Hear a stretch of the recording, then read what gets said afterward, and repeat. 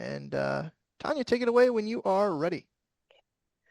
Hi Benji, hi Daniel, how are you? I'm We're great, Tanya. Tanya. How you doing? Good, good, good. So I'm Tanya and I'm representing Kerwin and Keith on behalf of Father Son Galaxy. And my question is, there's numerous characters in Star Wars. How did you determine which characters would appear in this series? It's a great It's question. it's it was one of the hardest questions that we Yeah, I think had to that was one place. of the biggest challenges of this entire show and the previous series, where it's just there's so much, and we wanted to celebrate it all, and but we can't obviously squeeze everything in. I think our initial scripts were way too long, and it was. They were like, you got to stop. You have to stop writing. And so it started to come down to a few different categories. Like one, what are the weird edges of the Star Wars galaxy that we personally were most excited to see? Two, what did we think other people might view this as their only opportunity to see? Someone like Jackson is such a deep, old character that has never come to life on the screen before. And so we're just like, hey, maybe this is the opportunity to make it happen. And then there were ones that were things that we felt that for the story that we wanted to tell made the most sense. Well, things like one of the questions we pose to ourselves is what are the combinations of characters that we have never seen or probably never will see in a Star Wars story? And that's where putting the Skywalker family unit together really became something that we got very excited about because we said, oh, we've never seen Anakin, Padme, Luke, and Leia on screen at the same time. We never will.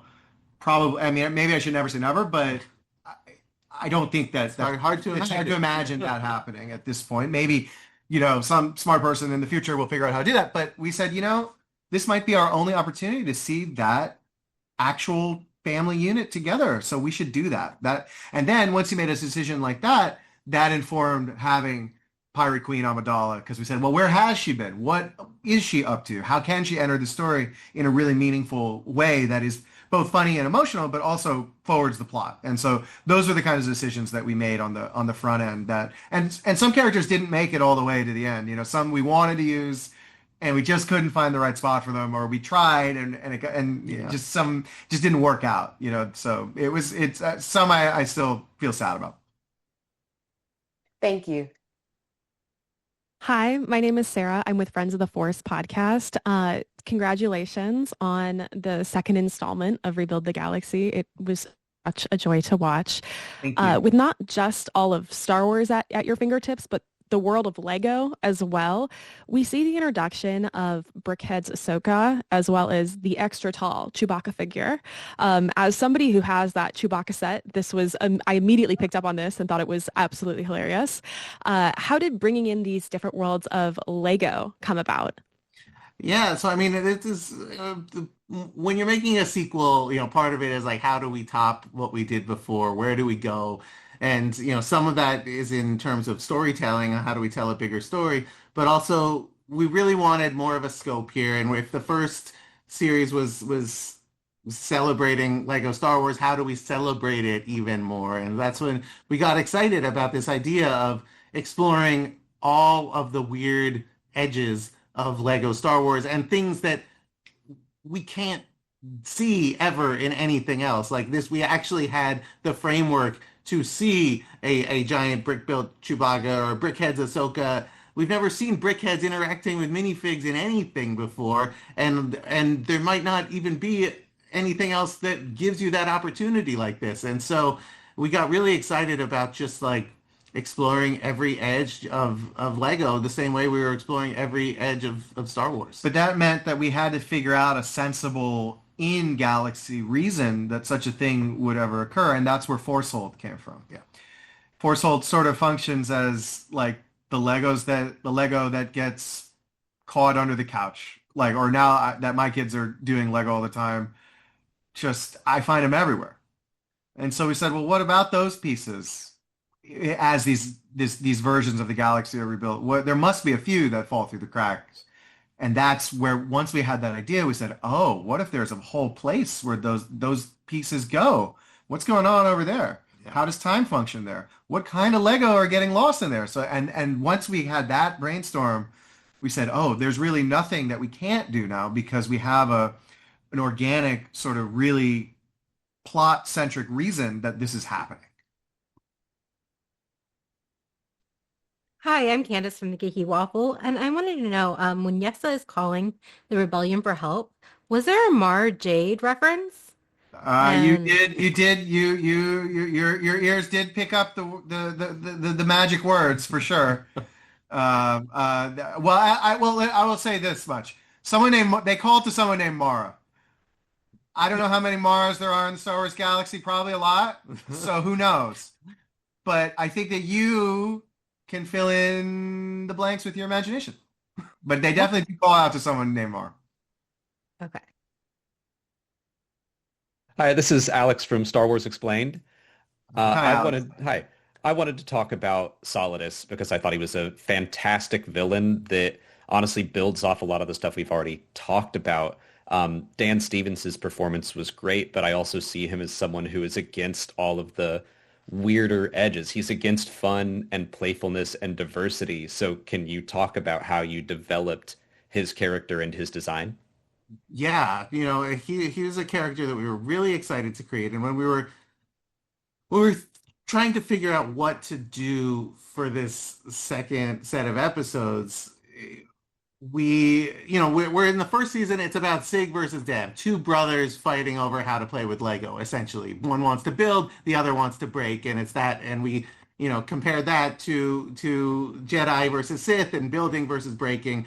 And so for this set, we were like, well, what is a different threat that can affect both building and breaking? And it got us thinking about, in the Lego fandom, which I am a part of for a long time, people refer to their dark ages, which is the period in which you go where you're not playing Lego anymore. Like you have that moment where when you're a teenager and someone's like, oh, it's not cool to play with Lego. And so you stop. And then when you're an adult, you suddenly rediscover your love for it. And people refer to that time off as their dark ages. People will be like, oh, I wish I had that Lego set, but it came out during my dark ages and I was never able to get it. And so, we like that as a concept of someone who's just like, all this building and breaking, you're just children playing with toys. Like, stop. You've got to grow up. But so that was the Lego side of it. And then on the Star Wars side of it, we felt that paired really nicely with the idea of someone being like Jedi, Sith. It's two sides of the same coin caught in like this endless battle. Like there's something above it, just stop. It's messy. You're being children. And so we thought that the Star Wars theme and the Lego theme kind of paired perfectly together to create this character of Solitus. And, as for the design, we just wanted to, there are so many iconic alien species in Star Wars, but we wanted to do something that we hadn't seen a million times before, give some flavor. We knew we wanted it, that there's an alienness to his being as well. So we wanted it to be this kind of very sort of elegant and elevated perspective. And I think that the best villains have usually have some good points that they're making. And so we thought it was important to have Solitus actually have a philosophy that he adhered to in a real way. It's just that his methodology and also that the time that he spent in Forcehold, which we don't really know how long he was in there. Right. We don't really know. Was it 100 years? Was it 500 years? Was it 5 million years? We don't really know. And we wanted to give him a really cool lightsaber And that probably made no sense in live action, but in Lego, it makes perfect sense. So they were just, we challenged ourselves to say, what have we not seen in a Star Wars villain up to this point, or what are some elements that we wanted to privilege, and that's where that informed a lot of the things like his design choices. And of course Dan Stevens' performance elevates it to the next level because he's like a genius. Cool. Hey guys, thanks again for creating another great Star Wars show with season 2. Last earlier today, we were talking with Gaten and Tony, and Brandon from Talking B94 made a good point about like the lightsaber colors. And I brought up, of course, I'm going to showcase this because I built it. I love what you Yeah. guys did with the speeder. And talking like think about what Brandon said about the colors, the red lightsaber and the orange lightsaber. Looking at the colorway, there's black and then red, orange, and yellow. Did you kind of do that to mix with the colors of the lightsabers when you guys are creating these things? Do you have the color themes going in mind, the colorways, so to speak, while you're designing different vehicles that are new to the Star Wars franchise?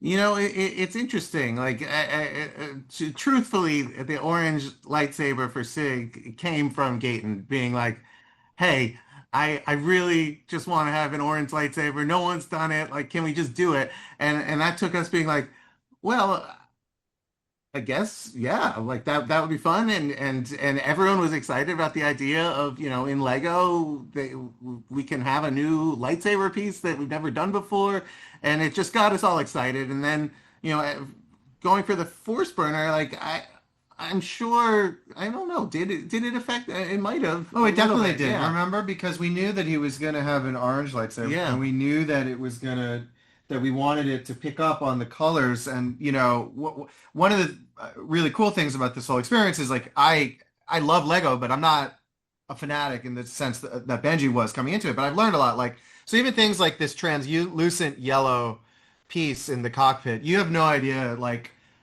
the conversations around this thing, the enthusiasm, the excitement.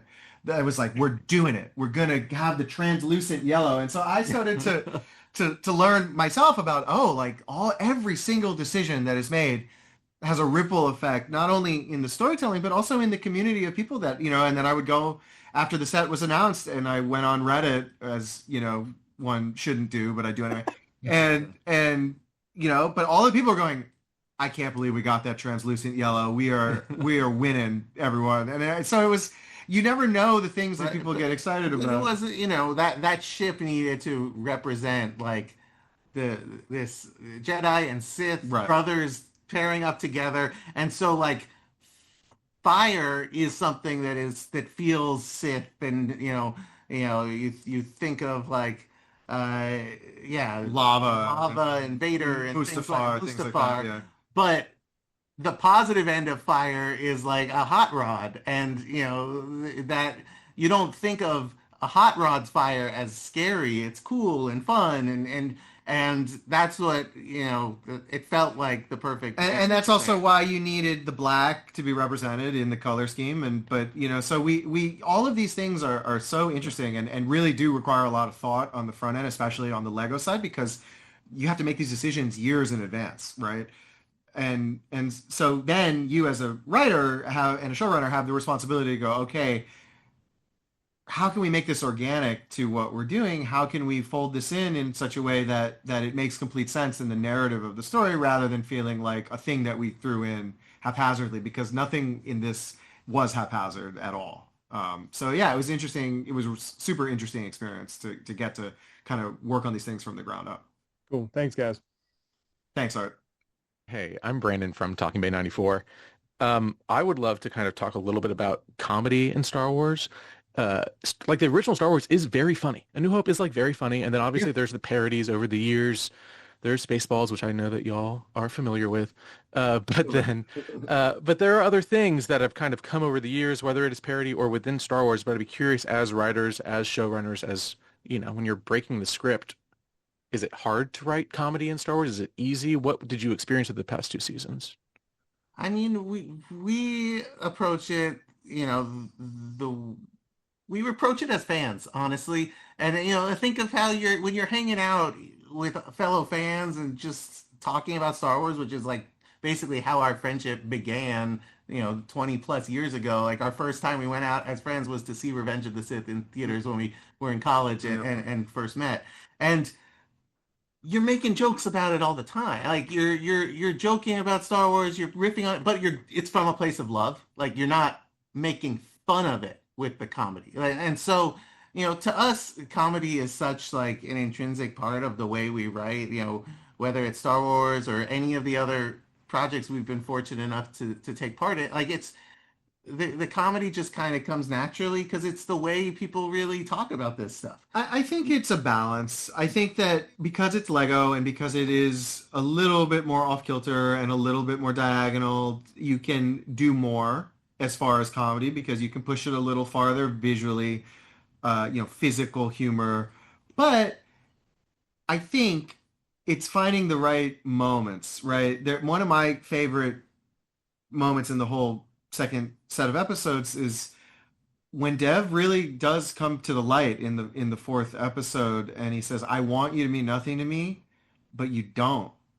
And he ultimately builds, one of the hardest things in writing that I have found is to have a character deliver the lines "I love you" and really have it be meaningful and not cheesy and not kind of cringeworthy.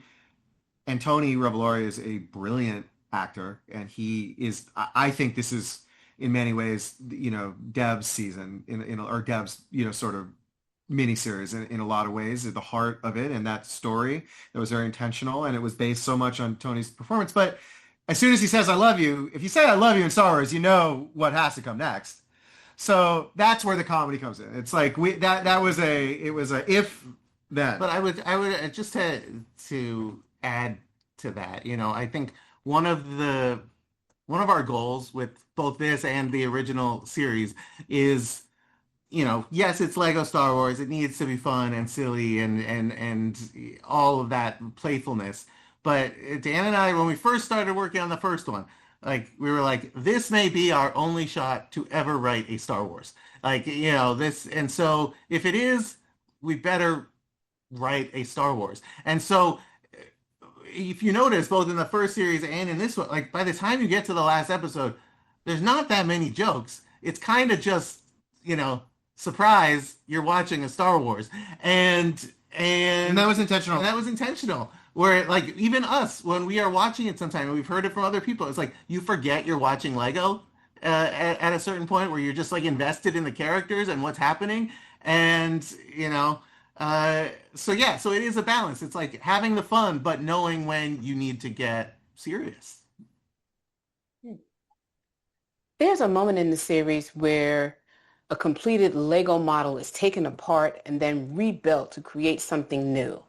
What Lego model have each of you created from your own imagination? I mean, this is a hobby of mine. We wanted to celebrate that idea. In the Lego community, we call them mocks, my own creation. I have at home an entire Lego city that I'm one of those guys. And so, I've got, He's being slightly modest because Benji actually built a lot of the prototypes of the mashup ships that we see in the series in his workshop. Not the finished ones, but sort of the prototype pieces, the proof of concept pieces. I don't want to take any credit for the work of the Lego designers that actually took my barely functional Lego models and made them into stuff that you can play with. But what was amazing about that is that we actually had someone capable of doing the mashups on his own as to say something like this, but better, but more polished, but figuring out the actual, sort of engineering and mechanics of the geniuses, at Lego. But it was really, very moving for me to see him. I would. If you look at even my Brickhead Ahsoka, I can't find the mouth is off right now because I was modifying it to figure out how to actually do the talking. And so when we first had this idea, and people were like, "Wait, you want to have a minifig talking to a Brickhead? How's that going to work?" And so I animated it on my own at home and sent it to the director and to everyone involved to be like, "No, look, we can do it." And so I'm constantly tinkering with my Lego. Yeah. I'm not quite at that level of skill, so most of my original creations are spent helping my kids have a Sonic versus Minecraft versus Star Wars versus whatever we got in the bin battles. That's what I did all yesterday afternoon. Sounds like a good battle. It was a good battle. It worked pretty good. Star Wars won. And that will be our last question. Thank you guys